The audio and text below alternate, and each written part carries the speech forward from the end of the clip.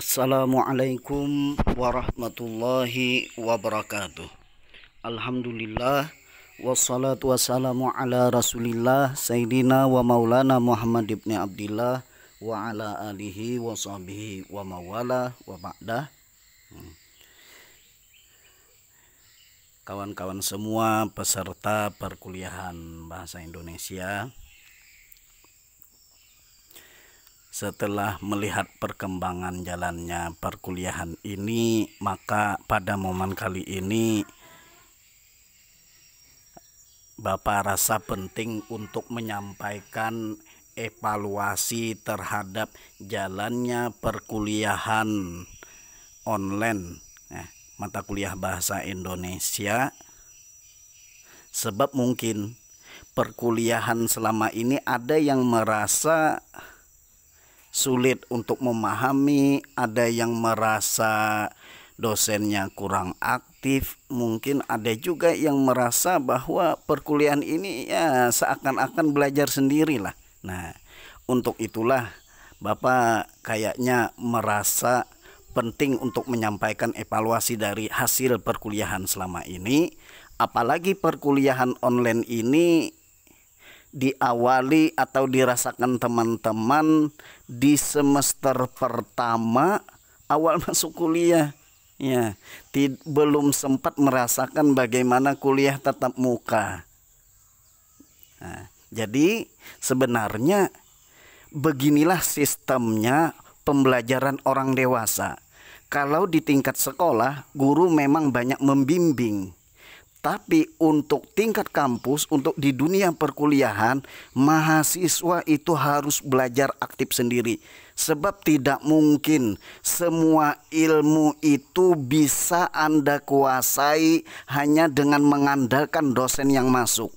Anda tidak mungkin menjadikan bekal apa-apa yang sudah disampaikan dosen itu jadi bekal hidup Anda setelah Anda lulus jadi sarjana nanti. Untuk itulah di dunia perkuliahan harus menggunakan pembelajaran orang dewasa. Nah, jadi kita perlu menyadari, terlebih saat ini masa pandemi yang tidak memungkinkan untuk pembelajaran tatap muka. Jadi mau tidak mau kita harus kuliah online. Kita ambil positifnya saja lewat ini. Nah, pada pertemuan pertama Bahasa Indonesia terdahulu itu Bapak awali dengan perkenalan. Nah, pada momen itu yang perlu Bapak kritisi adalah selama ini kita di media sosial itu terlalu gampang untuk memperkenalkan diri, bahkan mengumbar berbagai foto dan video kita sendiri, ya, jadi konsumsi publik. Tapi kenapa di saat perkuliahan, di saat forum ilmiah, di saat pertemuan resmi seperti ini, ada sebagian di antara kawan-kawan ini yang bertanya, Pak, bagaimana cara memperkenalkan diri? Bukankah di media sosial kita sudah terbiasa mengumbar berbagai foto identitas dan berbagai kegiatan kita posting? Tapi kenapa untuk memperkenalkan diri di forum resmi saja kita bisa gelagapan? Ya, jadi harusnya di momen-momen perkenalan itu adalah kesempatan kita untuk unjuk gigi, eksplorasi apa yang ada pada diri kita. Di situ kita sampaikan kepada kawan-kawan. Ya. Selanjutnya, pada pertemuan pertama kemarin sampai ke pertemuan kedua, Bapak sengaja berperan lebih aktif karena kawan-kawan belum pernah merasakan perkuliahan secara tatap muka. Sehingga Bapak rasa pada waktu itu di pertemuan awal dan kedua Bapak harus aktif. Tujuannya untuk apa? Supaya kawan-kawan tahu. Beginilah cara belajar dunia perkuliahan. Ya, yang jauh sangat berbeda dengan pembelajaran di tingkat sekolah. Nah, apalagi di pertemuan awal Bapak menyampaikan bahwa inilah topik-topik yang akan kita bahas. Inilah tugas-tugasnya nanti. Ya. Makanya Bapak Sampaikan di awal-awal Bapak berperan lebih aktif supaya kawan-kawan tahu apa yang akan kita pelajari selama 1 semester pada mata kuliah ini. Ternyata setelah Anda baca kan semua yang akan kita bahas sudah Anda pelajari di tingkat sekolah. Bahkan mungkin dari kelas 1 SD sudah Anda pelajari sampai kelas 3 aliyah atau sampai kelas 3 SMA. Tapi kenapa mata kuliah atau pelajaran ini juga jadi mata kuliah, bahkan pokok bahasannya juga sama? Itulah bahasa. Sebab sebagai orang berpendidikan, kawan-kawan nanti dituntut untuk membuat karya ilmiah lewat sebuah penelitian. Penelitian itu yang Anda temukan itu dituangkan dalam bentuk bahasa tulis. Untuk itu Anda betul-betul menguasai bahasa tulis. Maka untuk itulah kita perlu mengkaji lebih dalam. Kenapa selama ini meskipun topiknya, meskipun judulnya diulang, pada pelajarannya pelajaran bahasa Indonesia, kita orang Indonesia lihat TV seringkali berbahasa Indonesia. Tapi ketika bercakap-cakap dengan bahasa Indonesia, kenapa kita tidak mampu? Bahkan kita sampai teledor bahasa yang digunakan dalam keseharian sampai ke bahasa daerah. Hingga perkuliahan form resmi seperti ini, bahasa Indonesia itu jadi pelajaran penting, jadi mata kuliah penting. Nah, maka pada pertemuan selanjutnya perkuliahan bahasa Indonesia, kawan-kawan karena sudah mempelajari semua topiknya, kawan-kawan dituntut untuk lebih aktif pada pertemuan ketiga sampai terakhir. Ya, sebab semua topik sudah Anda pelajari di tingkat sekolah. Jadi tinggal eksplorasi diri. Nah, selanjutnya target perkuliahan ini ada 2 macam. Dilihat dari segi kuantitas, kuantitas itu jumlah, ya. Yang kedua, kualitas, kualitas itu mutu. 2 target ini Bapak tetapkan sebagai target pencapaian mata kuliah ini dianggap penting karena bahasa Indonesia yang sudah Anda pelajari itu penting untuk mencari di mana Anda letak sulitnya bahasa Indonesia.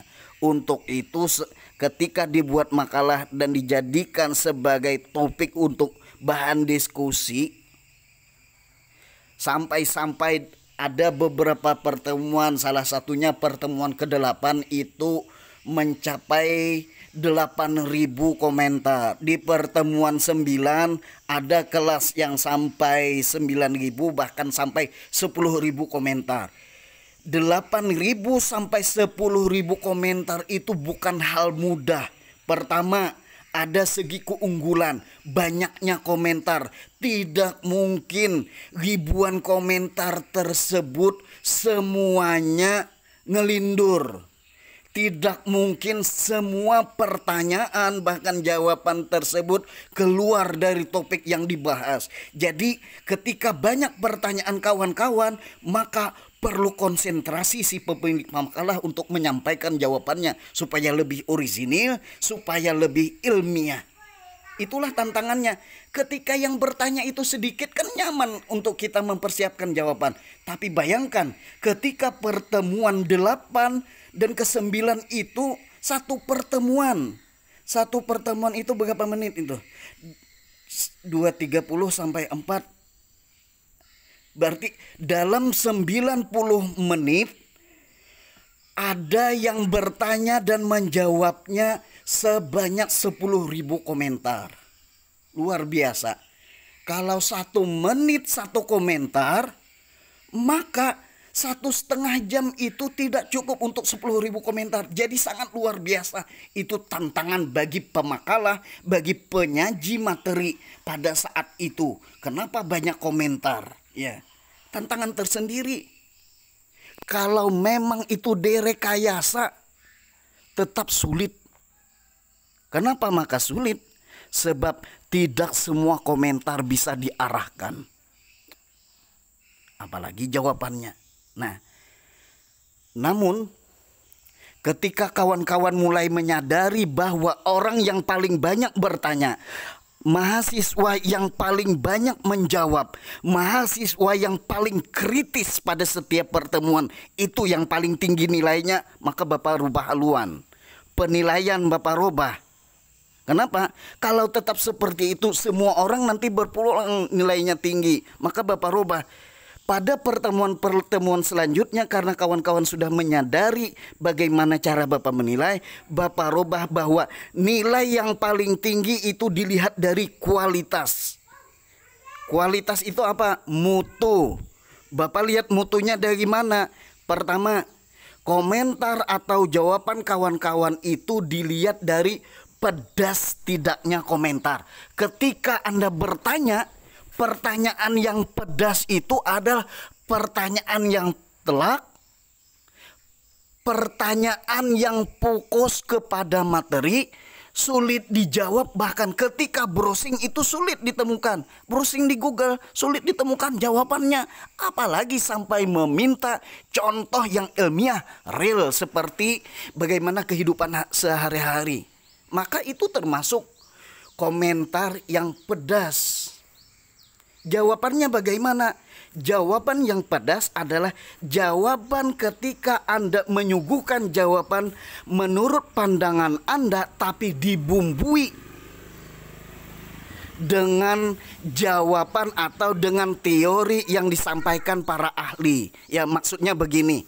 Ketika Anda menjawab bahwa gula itu manis, apa dasarnya menjawab gula itu manis? Kata siapa? Di buku apa gula itu disebut manis? Sebab bisa saja gula itu pahit, bisa saja gula itu pedas, kebetulan kecemplung cabai, ya kan? Untuk itulah kita perlu kajian ilmiah. Kenapa ya semua gula itu manis? Emang dari apa sumbernya? Ya, kan gula aren bisa aja pahit. Nah, untuk itulah perlu kajian ilmiah. Ketika Anda menjawab, perlu pandangan Anda bagaimana, perlu juga menyajikan pendapat para pakar tentang apa yang kita sampaikan. Ya. Yang kedua, Bapak menilai kualitas dari pertanyaan dan jawaban kawan-kawan itu dari segi telak tidaknya. Ketika Anda bertanya itu membuat si penjawab, membuat si pembuat makalah, si penyaji makalah itu gelagapan, kesulitan untuk menjawabnya, berarti pertanyaan Anda itu telak mempersulit kawan kita yang menyajikan materi. Dan memang begitu harusnya. Bukan tujuannya untuk menyiksa kawan, tapi untuk mengkaji di mana kekurangannya. Sebab ketika semua itu menemukan jalan buntu, maka disitulah peran dosen untuk meluruskan, untuk menyajikan teori bagaimana yang seharusnya. Ya. Yang selanjutnya, komentar dan jawaban kawan-kawan itu dilihat dari panjang tidaknya. Sebab biasanya kita dalam perdebatan, dalam diskusi, dalam bahasa lisan, kita biasanya kalau cakap-cakap itu bisa saja jawaban kita itu pedas, ya. Jawaban kita itu telak atau pertanyaan kita itu telak, tapi ketus. Ya. Jawaban seadanya. Anda mau kemana? Warung. Nah, ya kalau kayaknya ketus banget. Nah, orang berpendidikan pada momen perkuliahan ini Bapak asah kualitas jawaban Anda, kualitas pertanyaan Anda dari segi panjang pendeknya. Ketika Anda mampu menyuguhkan dengan bahasa sederhana, tapi panjang. Kenapa perlu panjang? Sebab dalam menjawab Anda perlu menyuguhkan pendapat dari para pakar, dari pendapat para ilmuwan lain, bukan cuma pandangan Anda. Sebab kita bisa saja salah paham. Untuk itulah perlu menyuguhkan pendapat ilmuwan lain. Nah, ketika jawabannya itu panjang, maka itu salah satu indikasi bahwa jawaban itu sudah mulai bermutu. Nah, yang selanjutnya komentar berupa pertanyaan atau jawaban yang disampaikan itu kualitasnya Bapak lihat dari segi ilmiah tidaknya. Ketika Anda hanya menjawab berdasarkan persepsi Anda, berdasarkan pandangan Anda, itu cuma pemahaman Anda sendiri.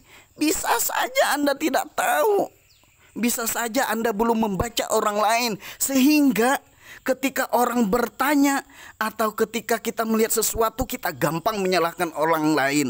Padahal kitanya yang salah. Kenapa? Kita yang tidak tahu kenapa orang berbuat sesuatu. Ya, kitanya yang kurang ilmiah, kita kurang pengetahuan, kita tidak tahu alasan, bahkan kita tidak tahu dalil kenapa orang itu melakukan sesuatu. Makanya dalam forum ilmiah itu tidak gampang untuk menyalahkan orang. Kita harus adu argumen dan adu teori. Ya. Makanya target perkuliahan itu penting dari segi kuantitas, banyak tidaknya pertanyaan, ya. Makin banyak bertanya, maka itu menunjukkan Anda semakin aktif. Bahkan sudah Bapak sampaikan bahwa kuantitas yang Bapak cari itu sudah terkejar. Kenapa? Bayangkan, satu orang mahasiswa di antara kawan-kawan ada yang mampu membaca sampai 1000 kali. Coba Anda pikir, Anda sampai saat ini usia sudah berapa? Lebih 20 tahun, ya kan? Nah, berapa buku yang pernah Anda baca sampai selesai? Tidak ada. Tapi pertanyaannya, berapa film yang sudah Anda tonton? Tidak bisa menjawab, kada kehitungan. Nah, tapi kali ini Anda Bapak giring untuk selalu membaca, untuk selalu menekuni keilmuan. Akhirnya di setiap lokal ada yang berhasil membaca satu judul sampai ribuan kali. Maka kita positive thinking aja, ya, berpikiran positif. Ketika kawan-kawan sudah berhasil membaca satu judul itu sampai ribuan kali, insya Allah kawan itu benar-benar paham tentang apa yang kita bahas. Makanya penting, kuantitas ini penting, ya, apalagi kualitas. Nah, selanjutnya pengalaman yang berharga pada perkuliahan yang Bapak ampu ini, yang pertama adalah pembuatan makalah kelompok. Memang untuk tugas yang ini pada pertemuan atau pada perkuliahan di mata kuliah lain Anda bisa menemukannya. Tapi kenapa Bapak tetap memasukkan tugas yang seperti ini meskipun di tugas mata kuliah lain ada? Sebab tujuannya, kalau di mata kuliah Bapak itu membangun interaksi, makanya Bapak biarkan kawan-kawan itu untuk menchat. Bapak biarkan kawan-kawan itu untuk berdiskusi. Bahkan kalau bisa, kawan-kawan harus mampu mendebat Bapak. Kita bukan bicara ranahnya katulahan, bukan ranahnya itu tidak beradab karena mendebat guru, bukan. Ini forum ilmiah, kita beradu data, beradu teori. Siapapun itu kalau memang salah ya salah. Nah, maka pada pertemuan pada pembuatan makalah kelompok, kawan-kawan diuji untuk berinteraksi. Makanya ada yang mengadu, Pak, si A aktif, alhamdulillah kami jadinya mudah mengerjakan makalah, cepat selesai. Tapi di kelompok lain ada yang mengadu, si A itu pajang nama aja, dia tidak pernah peduli. Setelah Bapak kontrol, ternyata di saat kelompoknya menyajikan materi dia juga kurang aktif. Kayak apa nih penilaian terhadap orang ini? Nah, untuk itulah supaya terus berkembang, maka tugas yang Bapak anggap berharga yang mungkin tidak akan ditemukan pada mata kuliah lain, apalagi pada semester ini, adalah tugas review artikel. Apa tuh artikel? Artikel itu adalah satu judul satu pembahasan yang mengungkap hasil penelitian. Jurnal itu apa? Jurnal adalah kumpulan artikel yang dijadikan bukunya itu yang disebut jurnal. Ya. Jadi semua hasil penelitian. Kita biasanya dalam kehidupan sehari-hari bicara kalau sedikit-sedikit menggunakan bahasa Inggris rasanya lebih maju, rasanya lebih hebat, merasa lebih gaul dibanding yang lain. Maka kali ini Anda diuji, apa bisa menerjemahkan jurnal? Setelah diterjemahkan review, namun ternyata hasil review jurnal ini tidak semuluk yang Bapak inginkan. Bapak membayangkan awalnya lebih daripada yang hasil yang sudah Bapak lihat ini. Tapi ya tidak apalah, karena ini semester pertama dan mungkin tidak terbayangkan oleh kawan-kawan, maka ketika nilai review jurnal pada momen medal test itu dapat 100, ya Anda boleh bersyukur, tapi jangan sombong dikit lah. Ya, jangan sampai ada rasa bangga, rasa sombong yang berlebih. Kenapa? Sebab bahasanya begini, anggaplah itu sekedar kemurahan hati. Kenapa harus dianggap begitu? Sebab yang kawan-kawan lakukan pada tugas review jurnal itu, ketika Bapak koreksi ada yang cuma menerjemahkan. Ya memang itu sudah kemampuannya, mau diapakan lagi, ya kan? Jadi ketika dia menerjemahkan, ya yang penting sudah ada perkembangan keilmuan, ada usaha, apalagi dia perlu menerjemahkan sampai ratusan halaman. Bahasanya ada yang bahasa Inggris, ada yang bahasa Cina, mungkin ada juga yang bahasa Arab. Jadi anggaplah di situ rasa kasihan Bapak. Ya oke lah dapat 100. Tapi 100 yang mana? 100 karena Anda sudah aktif belajar penuh untuk menerjemahkan buku setebal, artikel setebal sampai 150-an halaman. Ya.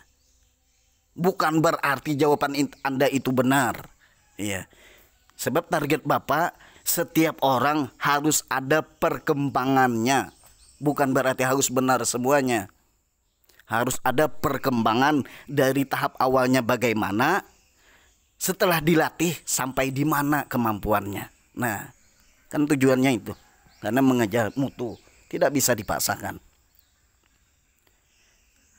Dan itu pun pembagian tugas review jurnal itu dipilah berbagai dengan berdasarkan kategori dan alasan-alasan dari sudut pandang Bapak. Sebab ada di antara kawan-kawan yang aktif berdiskusi, aktif bertanya, aktif membaca. Maka ketika tugas review jurnal, orang yang seperti ini, mahasiswa yang seperti ini, Bapak kasihlah artikel yang panjang-panjang sampai ratusan halaman. Tapi mahasiswa yang agak pendiam, jarang diskusi, bahkan takut untuk chat dengan Bapak, Bapak kasih yang artikel 1 halaman. Tujuannya apa? Supaya ketika dia tugas 1 halaman, dia sudah pendiam. Untuk tanya malu, nanya dengan teman malu, nanya dengan dosen takut.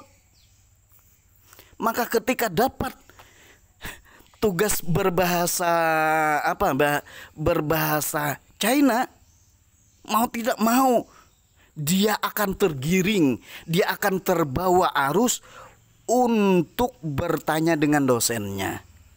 Jadi tujuan Bapak berhasil membuat Anda berani untuk bertanya. Itu target Bapak. Jadi yang biasanya pemalu, tidak aktif dalam diskusi, itu tugas-tugasnya, tugas artikelnya pendek-pendek. Kata-kata seperti itu. Tapi yang aktif itu panjang. Kenapa? Supaya lebih aktif lagi. Supaya targetnya, kualitasnya makin tumbuh, makin berkembang. Jadi tidak perlu iri yang dapat artikel pendek dan artikel panjang. Ini semua tujuannya nanti yang paling berasa. Ketika Anda menggarap skripsi, menggarap tugas akhir dalam bentuk skripsi itu, Anda perlu Anda perlu membaca berbagai teori. Bahkan dalam pedoman penulisan karya ilmiah yang dipergunakan di kampus Tairaha, minimal buku yang dikutip itu berasal 5% atau 25%, kasarnya 25% berbahasa asing. Terserah bahasa Inggris, bahasa Arab, bahasa Jerman, bahasa Korea. Sebab bahasa dunia itu banyak, yang penting bahasa asing. Bagi kawan-kawan yang dari umum bisalah menggunakan bahasa Mandarin, tapi pernah tidak membaca buku bahasa Mandarin. Nah, dengan diawali pada perkuliahan bahasa Indonesia ini jadi gerbang bagi kawan-kawan untuk mempelajari bahasa dunia lain lagi, ya. Sebab bahasa dunia itu sebenarnya banyak. Yang kita kenal aja bahasanya itu aja. Bahasa Inggris, bahasa Arab, bahasa Mandarin, ya, apalagi itu aja kalau. Nah, bahasa Inggris pun banyak versinya. Jadi diharapkan nantinya di saat penggarapan skripsi nanti, atau kalau bisa, sebab di lokal ini kan, di setiap lokal kan pada semester ini sudah ada di antara kawan-kawan itu yang sudah jadi pengarang buku. Nah, sudah ada jadi pengarang buku. Bukunya itu bagaimana? Apakah tuangan itu hanya pendapat pribadi? Ya. Tapi alhamdulillah jadi pengarang. Itu perlu kita contoh, entah di lokal A atau di lokal B. Nah, jadi diharapkan nanti ketika Anda mengerjakan skripsi, Anda tidak cuma menyajikan sampai 25% buku berbahasa asing. Harusnya lebih dong daripada itu. Kenapa? Karena Anda itu punya kemampuan, kualitas Anda sudah lebih. Teknologi saat ini sudah maju. Ya, Anda tinggal browsing mau buku apa, bisa kok di-download, tidak perlu beli. Cuma modal kota, paling 1 KB, tidak sampai Rp1. Nah, murah sekarang. Tinggal kemampuan Anda untuk membaca. Kemampuan untuk membaca perlu diawali dengan kemampuan menerjemahkan. Lewat review jurnal ini, kawan-kawan diuji sudah menerjemahkan. Ada yang mampunya menerjemahkan per kata, ada yang mampunya menerjemahkan per baris, sehingga baris selanjutnya kada nyambung. Ada yang per paragraf.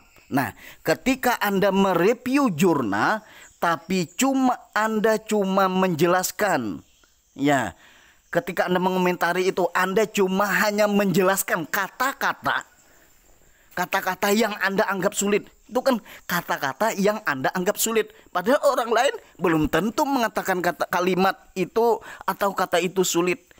Di saat mereview, Anda cuma menjelaskan kata-kata yang dianggap sulit. Itu cuma penerjemahan kata, bukan review. Review itu adalah penjelasan dari seluruh pokok bahasan yang ada pada judul tersebut, yang jadi topik permasalahan. Ya. Penjelasan seluruhnya, bukan cuma menjelaskan kata-kata, itu cuma terjemah kata. Kayak kamus jadinya, tidak berkelas.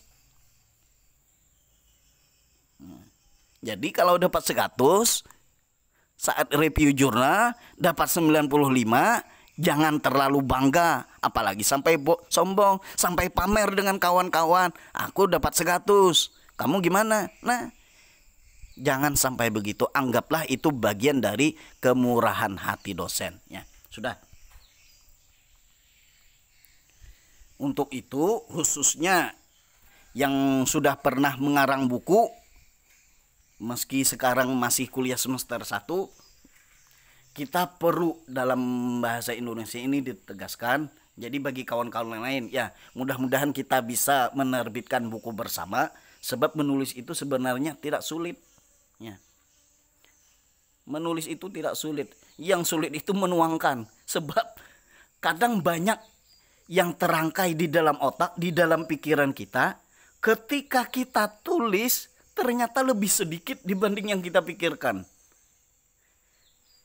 Yang ada di otak itu setelah ditulis itu ternyata jadi pendek kada sebanyak yang kita pikirkan. Yang pendek itu pun setelah dibaca ulang ternyata banyak yang janggal sehingga dikurangi lagi kalimatnya, ya kan? Itulah problematika menulis. Nah, perlu kita ketahui dalam sebuah tulisan bahwa kualitas daftar pustaka. Nah, daftar pustaka itu apa? Sumber yang kita kutip, buku dan lain sebagainya. Kualitas daftar pustaka itu yang terendah adalah blog, website, koran dan lain-lain. Kalau Anda mengutip dari blog, mengutip dari website, mengutip dari koran, ya, jangan terlalu bangga lah saya mengutip di internet katanya. Sebab apa? Itu kualitas terendah. Tapi ada keistimewaan tersendiri dari blog, dari website dan koran itu. Kenapa? Sebab berita atau sesuatu yang disajikan pada blog, pada website dan koran itu adalah berita yang update. Berita terkini yang masih hangat dibicarakan. Jadi memang penting untuk dikutip. Tapi jangan Anda telan mentah-mentah, sebab berita di sana belum tentu kredibel, belum tentu terpercaya. Ya, sebagai bahan bacaan Anda saja. Untuk itu dalam karya ilmiah, apalagi Anda membuat buku, bagusnya hindari yang seperti ini. Ya, bolehlah Anda menyajikan kutipan dari blog, website atau koran, tapi untuk menunjukkan bahwa ada peristiwa yang hangat saat ini. Kenapa kita menulis buku dengan judul ini? Nah, iya. Tapi tujuannya ini bukan mementahkan kawan-kawan, supaya nantinya mudah-mudahan kita semua bisa kolaborasi. Yang awalnya cuma beberapa orang saja yang sudah bisa menulis di beberapa lokal ikut mata kuliah bahasa Indonesia ini, nantinya diharapkan banyak yang bisa menulis, ya, banyak yang bisa menulis buku, apalagi sampai menulis jurnal. Kualitas yang kedua itu adalah buku. Kualitas yang lebih baik dari blog. Buku. Selama ini kalau kita buat makalah, kita buat buku, kan kita rasanya rasa bangga kalau banyak kutipannya. Kutipannya itu buku. Kita perlu sadar, bagaimanapun yang namanya buku itu buku itu terbit terlambat. Contoh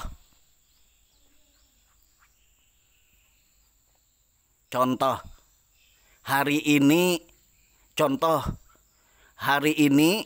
9 Desember pemilihan gubernur. Yang menang siapa? Yang menang siapa? Terbitlah bukunya hari ini. Tidak kan? Karena itulah kualitas buku dari segi update-nya itu rendah. Ya. Kejadian terkini itu munculnya di koran, munculnya di breaking news, munculnya di website, munculnya di blog. Kalau buku itu terbitnya terlambat, perlu ditulis dulu, perlu diterbitkan dulu, keluar ESBN dulu, baru dicetak. Sementara gubernur terpilih sudah diumumkan, ya kan? Nah, Karena itulah buku, tapi kutipan dari buku daftar pustaka berupa buku itu jauh lebih baik dibanding Anda mengutip dari surat kabar, dari koran, nah, dari blog dan website. Kenapa? Sebab dari buku dianggap lebih kredibel, lebih terpercaya, lebih akurat. Kenapa? Keluar ISBN-nya. International Standard Box.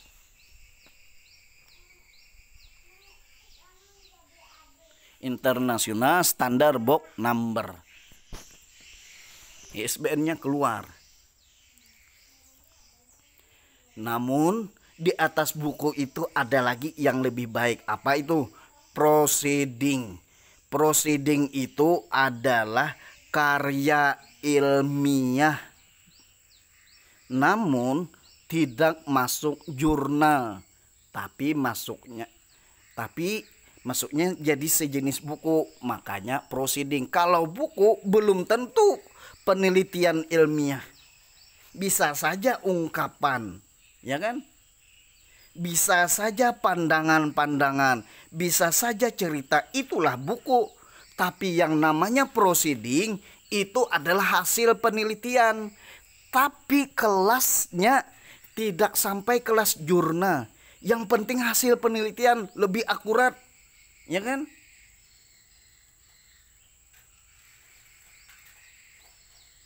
Tapi ada lagi yang lebih baik.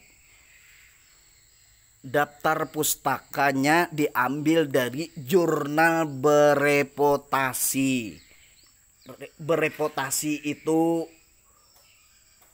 jurnal terhormat lah bahasanya, bahasa sederhananya. Contoh reputasinya itu Sinta. Ada Sinta 1, 2, 3, 4, 5. Sinta 1 itu lebih baik. Tidak semua orang bisa tembus ke sana. Bahkan mungkin untuk memasukkan satu artikel jurnal supaya masuk jurnal bereputasi ke Sinta 1 itu perlu review, perlu direvisi sampai bertahun-tahun. Apalagi reputasinya berupa Scopus. Scopus itu reputasi atau standar internasional. Supaya tembus jurnal standar internasional yang berkelas Scopus itu ada sampai lebih dari 1 tahun. Padahal hasil penelitiannya cuma 2-3 lembar. Tapi agar tulisan yang 2-3 lembar itu tembus masuk ke jurnal kelasnya kelas Scopus, itu lebih dari setahun, direvisi beberapa kali sampai puluhan kali mungkin, ya. Bahkan yang berkomentar, yang mengkritisi, yang bertanya, yang mengkritik dari temuan yang disajikan yang mau dimasukkan ke jurnal berkelas Scopus itu diwajibkan adalah pakar dari beberapa negara. Contoh pokoknya seandainya jurnalnya itu jurnal berkelas Scopus, terbitnya di mana? Di Jerman. Ya, seandainya terbitnya di Jerman. Reviewernya, orang yang mengkritisinya tidak boleh cuma dari Jerman. Pertama itu. Yang kedua, tidak boleh orang biasa, harus pakar. Makanya kata-kata profesor. Harus pakar. Yang kedua, tidak boleh dalam satu negara. Bahkan ditemukan itu bukan cuma di satu negara, beda benua. Kalau satu benua kan sudah banyak negara. Ini beda benua. Bayangkan sulitnya. Makanya untuk tembus ke jurnal berkelas Scopus itu luar biasa sulitnya, sampai tahunan. Padahal tulisan kita itu cuma 3 lembar. Nah, kawan-kawan yang sudah pernah buat buku kan mudah. Kalau bagaimana buat buku? Buku yang ratusan halaman itu mungkin dalam 1 bulan selesai terbit.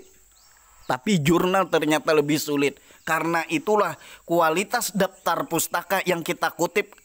Kalau dari jurnal bereputasi itu jauh lebih penting. Itu jauh lebih berkualitas. Itu dari segi jurnalnya. Nah, yang perlu diketahui, penting juga itu yang di bawah itu otoritatif. Ya. Otoritatif. Otoritatif itu sumbernya asli. Keempat kualitas daftar pustaka di atas itu penting, ya. Tapi yang lebih penting tanpa mengenyampingkan yang keempat macam tersebut, otoritatifnya yang penting, yang paling penting. Otoritatif itu apa? Yang paling berkelasnya itu contoh begini, supaya lebih mudah kita pahami. Kita mengutip hadis harus dari buku hadisnya. Contoh, kita ngutip hadis dari kitab Sahih Bukhari, itu yang otoritatif. Ya. Kita ngutip Quran dari Al-Quran, bukan ngutip ayat Al-Quran, tapi ternyata footnote-nya, daftar pustakanya adalah buku Quran hadis kelas 7 Madrasah Sanawiyah. Itu tidak otoritatif. Itu bukunya sudah, itu buku konsumsi tingkat kelas, ya. Jadi bukunya itu berkualitas, bukunya harus kualitatif. Ada sebagian yang menyebutnya bukunya itu harus buku babon.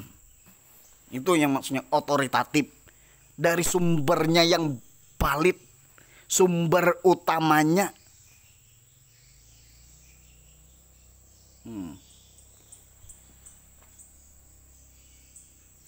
Teori itu, arti itu dari siapa? Jangan merujuk dari orang lain. Kata si Anu. Contoh bahasanya begini. Ujar Abah. Ya kalau ujar, kalau jadinya. Nah. Dari si Anu. Jadi intinya yang kayak tadi. Kalau kita mengutip Al-Quran, mengutip ayat Al-Quran, sumber kutipannya baik footnote-nya atau daftar pustakanya harus Al-Quran, bukan dari Al-Quran hadis, bukan dari buku fikih atau buku bacaan yang lain. Ada Al-Quran kita kutip, itu kada valid, itu kada otoritatif, ya. Selanjutnya itu kualitas dari segi bendanya tadi. Kualitas daftar pustaka dari segi bendanya, bisa blog, website, koran, sebenarnya buku, proceeding, dan jurnal bereputasi. Itu kualitas benda dari daftar pustaka. Selanjutnya kualitas teori.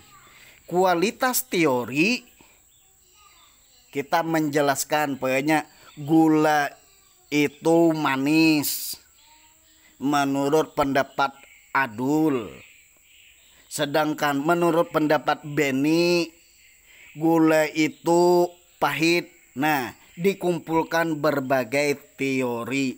Itu supaya teori itu berkualitas, kumpulkan berbagai macam teori dari berbagai sudut pandang keilmuan, dari berbagai macam ilmuwan, dari berbagai macam ahli. Siapa-siapa yang menyebutkan gula tadi, ya. Atau kita mau menulis tentang judulnya pokoknya keikhlasan. Siapa-siapa yang mengungkapkan keikhlasan? Imam Al-Ghazali. Bagaimana pendapat Imam Al-Ghazali tentang keikhlasan, ya.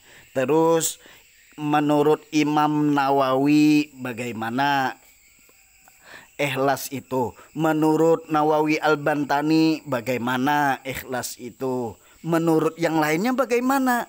Ya, menurut Nabi bagaimana ikhlas itu? Nah, itu yang namanya sajikan beragam teori. Setelah disajikan, Yang kedua adalah bandingkan antar teori. Si A menyebut gula itu manis, si B menyebut gula pahit. Nah, dibandingkan kenapa maka berbeda penyebutannya. Ya. Maka setelah diteliti, setelah dibandingkan, lalu terpikir kenapalah maka berbeda. Akhirnya bisa digali dari sejarahnya, dari segi kejadiannya, dari segi proses terjadinya kenapa maka disebut gula itu pahit, yang satu menyebutnya gulanya manis. Nah, ternyata si A itu beli gula dikecap dikit manis. Alhamdulillah, berarti memang benar. Si B menyebut gula itu pahit. Salahkah? Kada. Kenapa? Di saat dia ngambil gula yang ada di toples, ternyata sendok yang digunakannya untuk mengambil gula itu kebetulan habis minum sirup yang pahit, minum obat. Ya, ambil gula, pas dia kok ada pahit-pahitnya, berarti gula itu ada pahit-pahitnya lah. Nah, itulah. Jadi lewat prosesi dengan membandingkan, maka kita akan tahu yang mana yang benar, yang mana yang benar karena kondisi. Ya kan? Nah, yang selanjutnya baru cari keunggulan dan kelemahan teori tersebut. Ya. Kalau begitu kita menyajikan setiap pokok bahasan buku yang kita karang, maka pembaca buku kita insya Allah akan banyak. Kenapa? Buku kita adalah buku yang berkualitas. Inilah hasil dari evaluasi. Video ini bisa kawan-kawan tonton lagi, bisa kawan-kawan lihat lagi, supaya nantinya di saat menggarap skripsi jadi panduan untuk menyusun karya ilmiah yang berkelas itu bagaimana, ya, dari segi teorinya, ya. Maka sampai di sini pertemuan kita, mudah-mudahan bisa bermanfaat. Salah hilap mohon maaf. Wassalamualaikum warahmatullahi wabarakatuh.